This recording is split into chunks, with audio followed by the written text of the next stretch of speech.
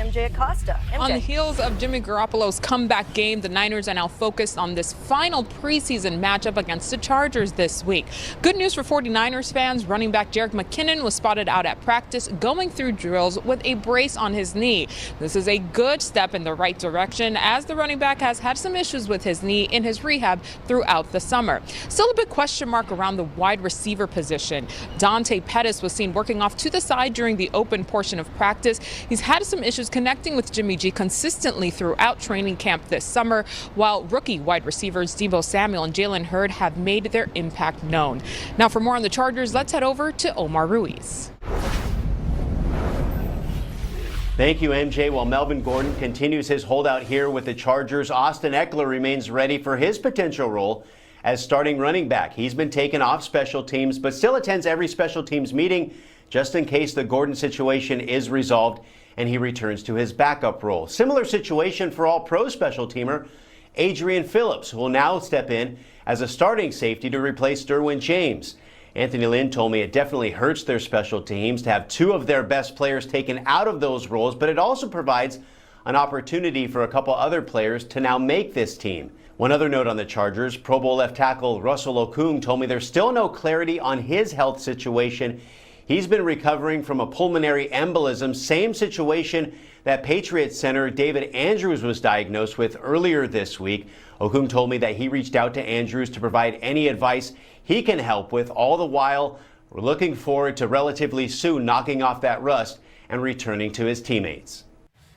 Man, so the injury bug strikes again with the Chargers. This year it's Derwin James, as Omar just told us, but it seems like it's every year. Remember, it was Joey Bosa and then Hunter Henry last year. The entire year he was out with a knee injury. Keenan Allen in 2016, that was devastating. He missed 15 games, and then Melvin Gordon back in 2016. But there's going to be the absence, we know for sure, of Derwin James, at least for the first 8 games, and Melvin Gordon might not be out there because he's holding out. So, Willie, whose absence will be felt the most by the Chargers? That's a tough one, and you know, I'm going to have to go with Gordon, though. I'm going to have to go with Melvin Gordon. I love Derwin James. Yeah, I love Derwin James. I know what he brings. But if you got guys off of injury and you got linebackers back, then you could do that. But when you got a guy like this that lines up out there in the bunch and he can make plays like this, Ken Wisenhunt did a great job last year at moving Melvin Gordon around and putting him in a lot of places.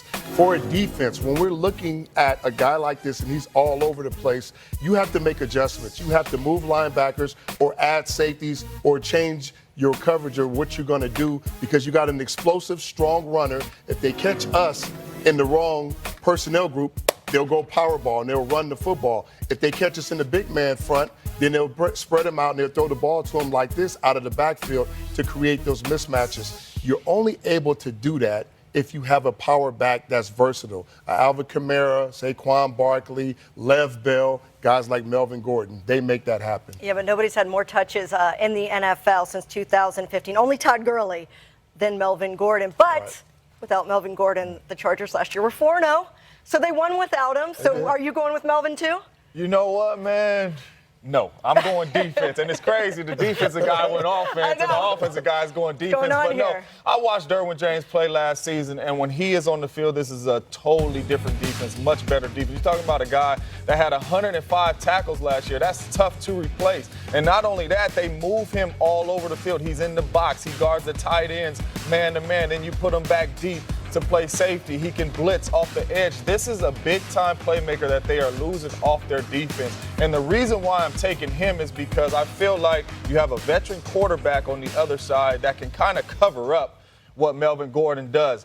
No disrespect towards Melvin Gordon, he is special, but I feel like Filthy will get you in the right place and be able to move the ball. But to stop guys, you need Derwin James on that defense. It's going to be tough to replace. You know what? When the safety has a lot of tackles, that means guys up front. That means he up on the box in the box too, though. That's true. And you don't love Adrian Phillips. You think Adrian Phillips is a little small, you said.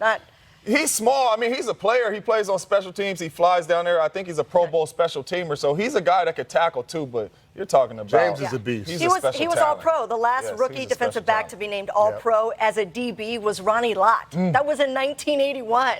That's the company that he kept last year. That's how good he is. Success in the NFL starts with the quarterback, and we want answers from and about the starters who needed more playing time this preseason.